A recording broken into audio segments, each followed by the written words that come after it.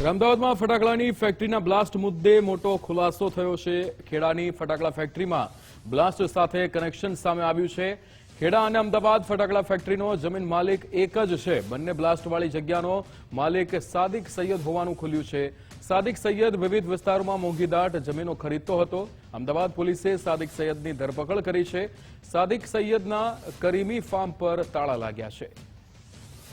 કિશન આપણી સાથે phone line પર જોડાઈ ગયા છે। કિશન, અહીંયા ખેડાની ફેક્ટરી કે જે ફટાકડા ફેક્ટરી હતી તેમાં જે કનેક્શન સામે આવ્યું છે, સાદિક સૈયદ નામના વ્યક્તિનું નામ ખુલ્યું છે, શું વિગતો?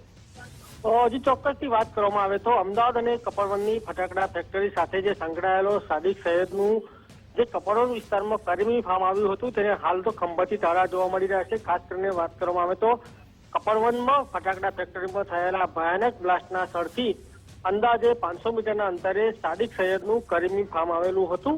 કરીમી ફાર્મના પ્રવેશદ્વાર પર હાલ તો લોખંડની દરવાજા પર ખંભાતી તાળા લગાવવામાં આવે છે। ખાસ કરીને વાત કરવામાં આવે તો તેના પર જે તાળા મારવામાં આવે છે રામોલવાળા લખવામાં આવ્યું છે। ખાસ કરીને વાત કરવામાં આવે સાદિક સૈયદનો મોબાઈલ નંબર પણ હાલ તે બોર્ડ પર દર્શાવવામાં આવ્યો હતો। સ્થાનિક પંથકમાં એવી ચર્ચાઓ જોર પકડ્યું છે કે સાદિક સૈયદ વિવિધ વિસ્તારોમાં મોંઘીદાટ જમીનો રાખતો હતો અને અમદાવાદની ફટાકડા ફેક્ટરીમાં બ્લાસ્ટ થયા બાદ સાદિક સૈયદ ભાગીદારી તરીકે સંકળાયેલો હોવાનું બહાર ખુલ્યું છે। જી બિલકુલ કિશન, સમગ્ર માહિતી સાથે જોડાવા બદલ આપનો આભાર।